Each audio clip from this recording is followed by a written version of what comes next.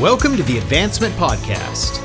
Our mission is to reach the lost in America by advancing leaders and churches so that communities are transformed. Join us as we discuss how to stay healthy as leaders, work in teams, and lead change. Come on, let's advance together. Hello, and welcome to the next and latest episode of the Advancement Podcast. Once again from Mug on the Square. We've got the chalkboard this time. Yeah. Hello. Tim's still drinking his girly drinks, hot apple cider. But we've got a coffee connoisseur on today, so he's going to make fun of you too. Well, Todd, there are other things in the world besides coffee. Is there? I don't know if there's much. Yeah, there's part. We originally talked about driving the hour over and recording with Joey live, but there were some conflicts. But it's okay because I was afraid y'all might try to do something coffee-ish to me if I got y'all together. Well, would that be so bad? I don't know. Would you have done that, Joey? You know what? We probably would have. Absolutely. I don't carry apple cider or like Kool-Aid or anything like that here. So I'm not doing red Kool-Aid, okay? I'm sure White Rhino could hook you up with something girly. Absolutely. Maybe get you some loose leaf tea. Yeah. Oh. that just was all kind of wrong sounding right there. Well, if you haven't figured out already, we have the illustrious, you are the next generation executive pastor at the Oaks. Is that correct, Yes, Joey? sir. In Joey, Red Oak, It's a Texas. mouthful. In Red Oak, Texas. Yes. Joey Yes. Alcala. Fun fact today, Joey and I are actually related. Did you know Yeah, that, we Tim? are. Did you I didn't we're know related? that, but it's scary. We're related in marriage, so we're first cousins once removed, I guess it's called. I don't know. Dude, don't even get me Or started. I think with we're that just noise. first cousins-in-law. So I am Yep, married absolutely. to Joey's younger cousin, Crystal, formerly yes. Alcala. And his family has struggled ever since. Yeah, they're still working on it. They're still praying through. Although it is better now because when I entered the family, I was Baptist. And now I am Assembly of God. So I have raised up in the echelon. Well, because they were all already. They were there. all Assembly. And so Okay, for all of you they that were are praying for my Baptist salvation. listeners, for all of our Baptist listeners, it was a marriage thing. He Yeah. had to go. I had to go. Well, the funny thing is, Don't be unequally yoked. Joey, I don't even know if you knew this. My father-in-law now, I was Baptist when I came into the family. Now I'm AG, and he just got on staff at a Baptist church. That's a trade. Oh. There you go. There's a trade out. And Come so, on. We love everybody. We're I all about texted the him. kingdom here. He used to joke with me that he was praying for my salvation. So the day I heard he got the job, I texted him and say, "I'm praying for your salvation." All That right. is awesome. For those who are not Assemblies of God and are listening, please know that we love you too. Hey, Or I love do. my I Baptist can't brethren. speak. I can't speak a whole lot about. I Todd love sometimes. my Baptist brethren. You guys know the Bible much better than we do. So Yeah. that is very true. So, yeah, we've done all that. A couple of fun facts also. Everybody that listens knows we do batch recording, but this one's going to come out. This episode should come out on February the 11th. That makes Friday Valentine's Day. If you're listening to this, So go to Target right now. go Get your wife somewhere, something. do something. Yes. And if don't you, get her the leftover roses either. Yeah. that's not good. Don't That's get her a not good. blender or a vacuum cleaner either. And if you've delayed listening to this, I hope that you had a good weekend and that you did something for your wife. Yeah. But Valentine's is on a Friday, so you still got time. You've got time right got now, time, but yeah. if you wait till Saturday, Yeah, you're going to be out of luck. it's Out of luck. yeah.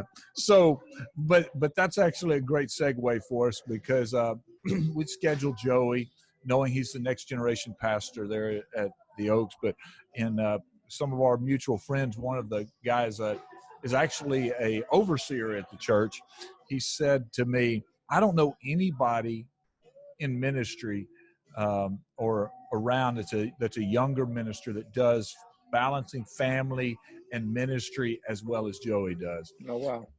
So that's pretty high praise, dude. Man, that's awesome. Were you talking to my dad or my mom? I was actually talking to Mike Harper. Well, and Mike doesn't give out the compliments. Yeah, Mike doesn't give them out real easy. So It's not so that is a big compliment coming from Mike. That means a lot. No, definitely. but that's us having that this discussion right here at Valentine's Day, because all the research and out there talks about how spouses of ministers feel left out, and children. There's just this family dynamic. We've heard a lot in recent years people talk about Sabbath, but there's no harder thing for pastors and ministers to do than to balance that piece. So let's just kind of dig in there, Joey, and absolutely. First of all, give us a little bit more bio. We know what you do. Tell us about your family. Yeah, absolutely. At the time, I have a 11-year-old and a 14-year-old daughter, 2 girls, and man, I love them. I've been married to my wife for about 18 years now, and so have had some opportunities to do things right and do some things wrong, but it is difficult, when you're talking about ministry, and none of us we're all doing great things, and we're trying to do the best to build the kingdom, and unfortunately sometimes the people that pay the highest prices are families. And so I love that you guys are talking about this subject, because I think it's something that isn't talked about often, but the importance of, if our number one responsibility is to make disciples, go into all the world, make disciples, yet we neglect our family, what kind of example is that to the world, to the people that we serve?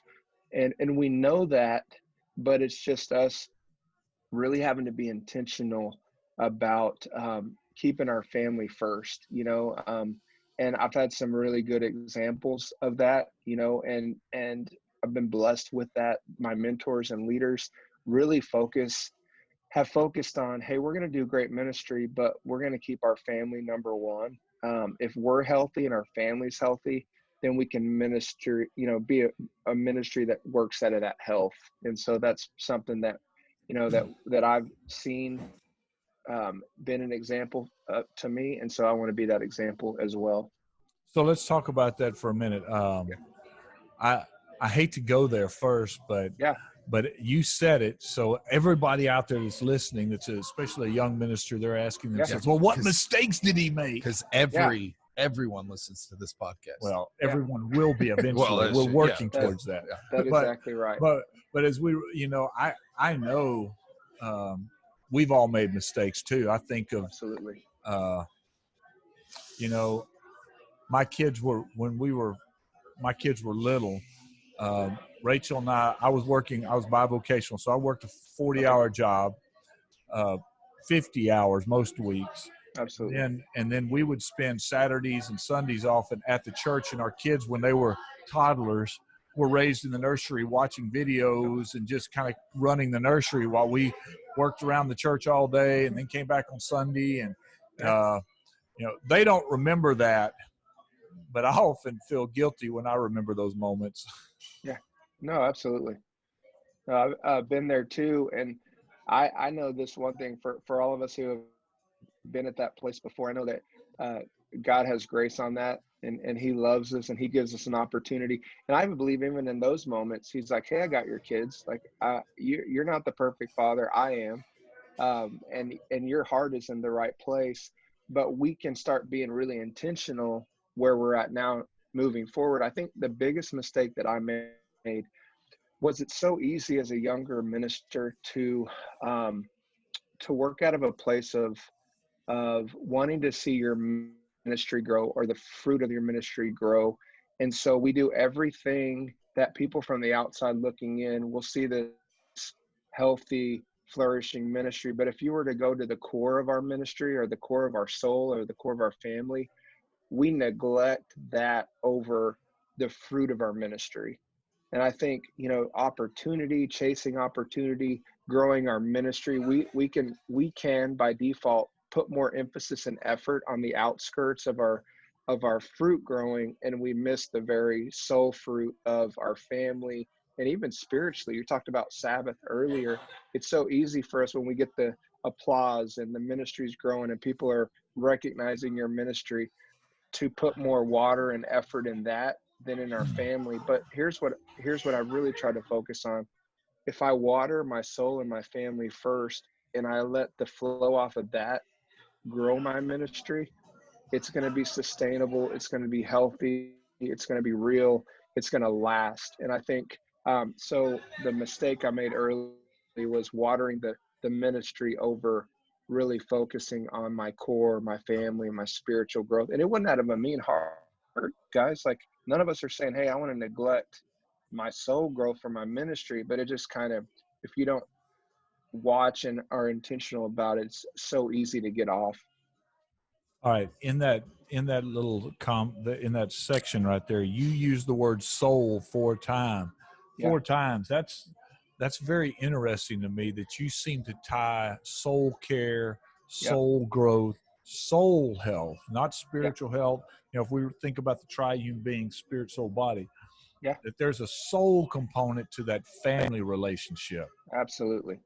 I feel like the others speak for itself, but if our soul is in the right place, if our spirit is in the right place, if the core of who we are is focused on pleasing God with everything that we have, it runs off into our family.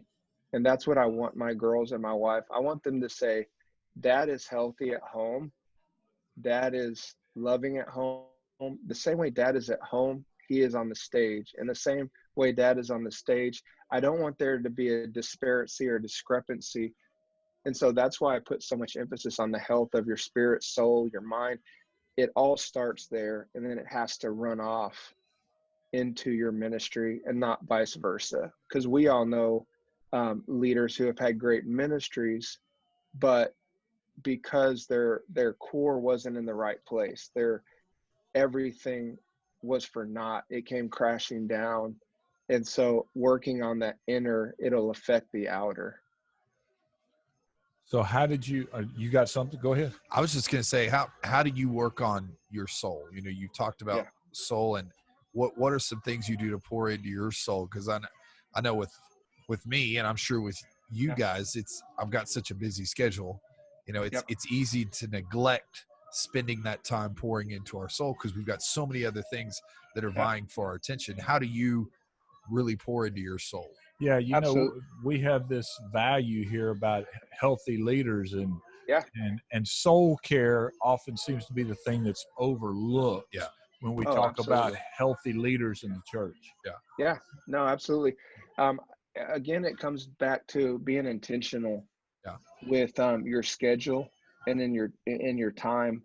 If it's not on your calendar, it's not going to get done. So we can preach soul care. We can preach that you need to be healthy. But if I were to look at your calendar, or if you were to look at my calendar, it would really show me what's important to you, and you would see what's important to me. So if health is important to you, then it should be reflected in your calendar. So for me, practically, I make sure that I have time where I am refreshed during the week. Me and my wife and I go to counseling every week for soul and healthcare. I mean, and it is preached here big. You don't have to be around the church or Pastor Scott very long for him to say, hey, your soul, your mind, your spirit is number one, that you're healthy. So he really encourages all the staff to find a professional burden bearer or a counselor to really help us walk through things that we're carrying. Because here's the example that my counselor used with me. He's like, Joey, you guys, what do you do all day? He's like, you carry people's burdens. You're loving on people. You're ministering to people. He's like, have you ever seen a surgeon do surgery on themselves? And I'm like, no. He's like, that's impossible. Why? They're not going to do surgery. So who is helping you carry what you're carrying and walking you through things with your family and your life and season of change? And so one of the things, practically that we do is we go to counseling. As a couple, I go to counseling I have in my calendar time that I'm refreshing myself so that I can be healthy. Okay, so there's two things here. I'm trying to think as our listeners about the different how we define soul care. Yeah. Yeah. And you're really talking. I think the simplest definition maybe I've ever heard comes out of what you said, that it's about letting someone else help carry my burdens. Absolutely. Absolutely. I think in the past, even my mindset was, if I'm having to have help, then there's something wrong with me. Like, as But a that's not even leader, biblical. I mean, the I know, Bible right? says bear one another's burdens, submit to each other, all these things. Yeah. But it's so hard for us as leaders and people who are pushing others to grow, for us ourselves to say, man, I need to get someone to help me grow. I need to get someone to help me walk through some things that I'm walking through. And I feel like it's the mentality that we're having to fight to stay healthy, that me needing help is me actually being strong enough to allow people to help me.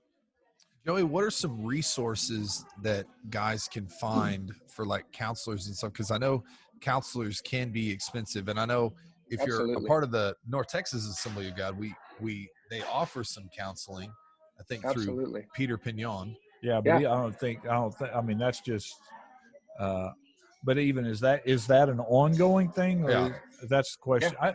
I think the piece that I wrestle with a little bit when I think about the listeners and the majority of leaders in the church that are out there. You know, the average church in America is still under 200, and the median church is under 100. Yeah. And where guys are bivocational and they feel the time crunch, and they may not have the resources to. What's that look like if you say, well, professional counseling isn't in the budget? It's not in the budget. Yeah. And even because I've got a secular job and I'm trying to pastor, or I'm trying to be on staff. Absolutely. How do we find that balance point? What's soul care look like for that person? Well, for those guys.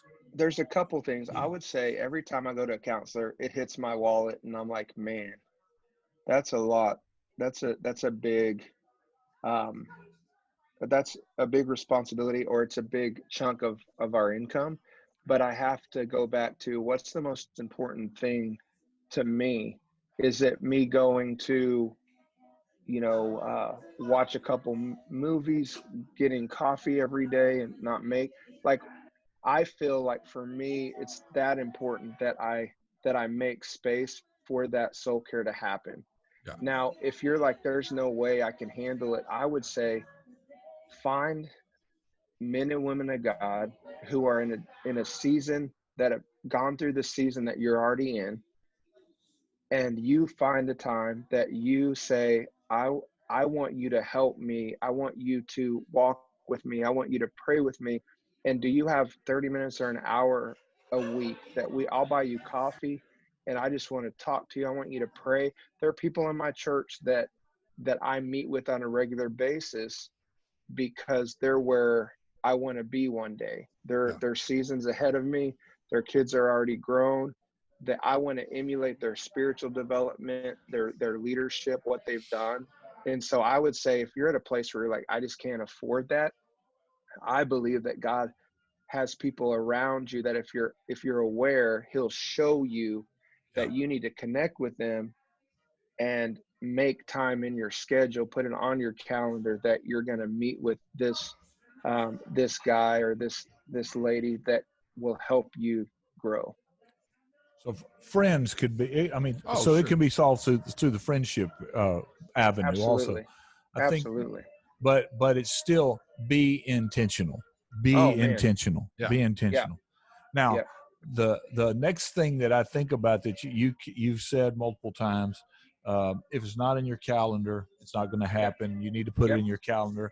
For those guys that, a lot of people put things in their calendar. But they don't always get done. There's that whole thing. How do you help somebody develop the discipline or stick to the discipline? The word that comes to my mind is accountability. Absolutely. Um, but how do you help? How would you recommend and talk to somebody about that? You, you know, a lot of it is, and you guys have probably preached it and taught it, but until you know, are sick and tired of being sick and tired, or until you're at a place where if you don't change, you know, you're not going to change. You kind of have to get to the place where in yourself, I can be accountable to somebody, but we all know how accountability works. Usually we're held accountable after we've already done the thing or haven't done the thing that we wanted them to be accountable to. A lot of it is um, putting it on your calendar and sticking to it is a lot of you saying, okay, I got to grow because I put things on my calendar and they haven't stayed on my calendar, or they're there, but I'm not. And so a lot of it is discipline is on you being accountable or guardrails, but you have to get it to a place where if growth is important, then you're going to have to come to a place where it's important enough for me to follow through for these things to happen, because it's really on you. As you're talking about that, I'm reminded of Hebrews chapter 12, where it says God disciplines us for our own good, that we may share in His holiness. And none of us like discipline no discipline seems pleasing at the time, but it produces a harvest of righteousness and peace. And so there's a reality of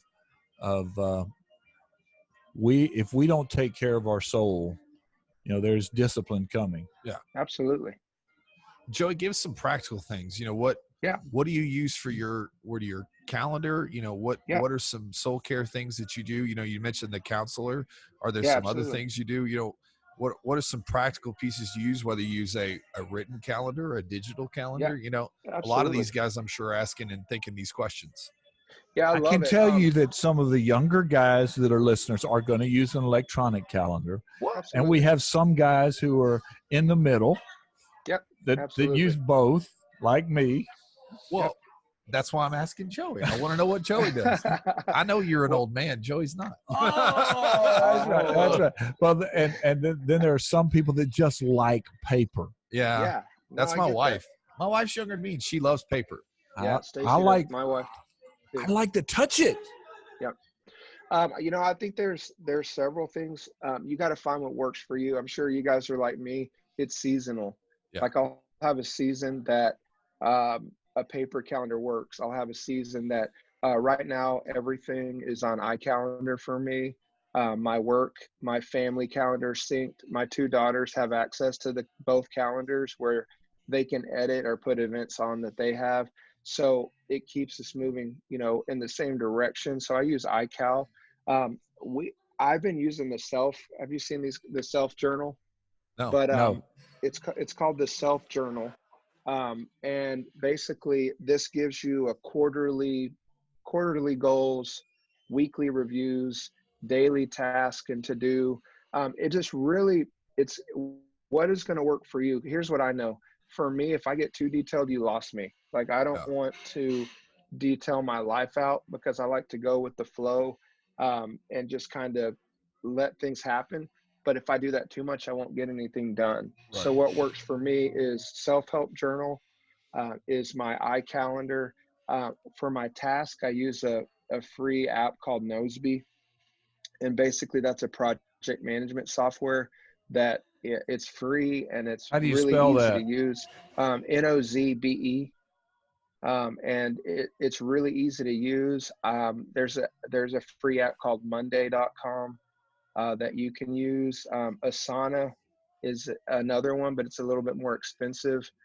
So you have to, what works for you. So I use iCal, I use a self-help calendar. I do weekly reviews, Todd, that on Saturday, I'm looking back over my week each day and saying, hey, what did I do right? What did I do wrong? What did I miss? So that I'm always evaluating the week before. Some of the books that I'm reading I just finished like the Spiritual Healthy Leader. And there's a couple of different books there. Anonymous by Alicia Britt Jolie is a great book as well. And so constantly reading, but I think practically it's calendar and follow through. Yeah. So there's two things that I do. First of all, I really like the fact that everybody in the family has access to your calendar. Yeah. Yeah, absolutely. We do that too. Absolutely. Yeah, I know my wife and I share access to the calendar. If I Yeah. put something on, she can take it off. There's that. Absolutely. So now it's kind of funny because Rachel, when my wife, she does a 2-week calendar. We got one of these dry erase ones. She sticks on the fridge. It's magnetic. Right. It sticks on the fridge, and it's and she does meal plans, but she does what's going on that day, and she updates it every 2 weeks. So she keeps it out in front of us. So she'll sit down when she goes to fill it out. She'll say, "Okay, is this still happening? Are you going to be here?" So we're not. We work through date nights, everything. Yep. So it's on our electronic calendar, my paper calendar also, and then it's also on the fridge, so we can to keep it in front of us all the time. Yeah. One thing my wife does on our iCal is if she wants some time with me, she'll go in and schedule big blocks of it. She doesn't put anything but schedule nothing. And it's in her calendar, and I could see it, and I go like, "Yes, ma'am, I won't schedule anything. I'm not schedule nothing. I have nothing at all." And she doesn't. Wait, this is the Alcala family. Nada. Nada. No, Although she refuses to speak Spanish, but that's neither here nor there. That's not the point. Yeah. That's funny. But that's pretty cool. The other thing that so when you talk about you sit down and do a weekly review, does your wife Stacy get to sit down and be a part of that review and her speak into your review, or is it just you? What me and Stacy do is every Saturday, Friday or Saturday, depending on what the day is, we'll sit and talk budget and calendar for the week that's coming up. Now, does that happen every week? No, we'll miss 1 week here or there. But what that allows us to do is kind of get in front of any budget questions or calendar questions that we might have. And we're just looking a week from that day on. So if we do it on Saturday, we're looking at Sunday through next Sunday. And that's been really, really helpful for communication, being intentional with our time again, and then being a communication with money for all of us who are married, or money can be a really big deal. So you talk through money, talk through schedule, you're kind of setting the plan for you to have a really good week moving forward. Wow, this is good stuff. I'm glad that we're planning to do a few episodes on this topic, because we're just scratching the surface talking about balancing family. And I'll be honest, I had no idea that it was going to take this soul turn that it did, but I really like that. And probably the big takeaways, if you're listening today, that I've got in my notes here, number one was real early on. We have to trust that God is a better father than we are. For our kids, and that he's going to help us along the way. Care for your soul.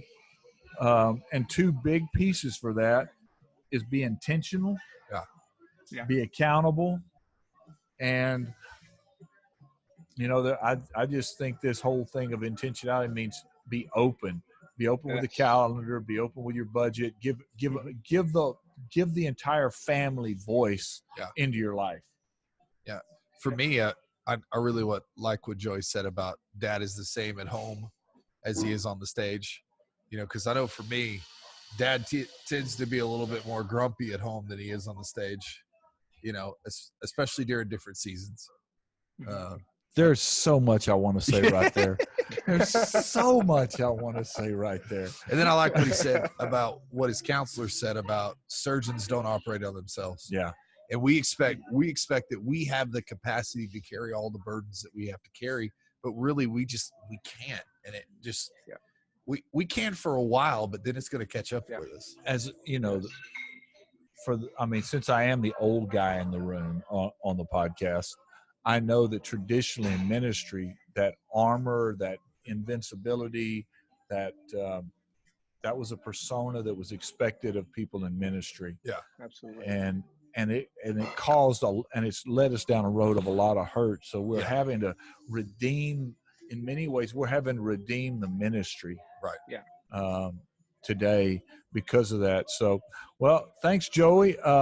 Here's what I would ask those of you. We always like to leave our listeners with kind of a question to ponder. And here's what I would ask of you. How intentional are you about not just planning and following your calendar, but how intentional are you about giving your family voice into your calendar? Yeah, that's good. All right. So, woohoo. Another episode down. One more down. Yeah. And a few more to go. All right. Thanks, Joey. We'll talk to you next time. Honor. Thank you, guys. All right. If you would like to keep this content coming, all Tim and Todd ask is $1 per show. See how to give, maybe even sponsor an episode or series on the website advancement.cc. Until next week, continue to advance the mission of Jesus.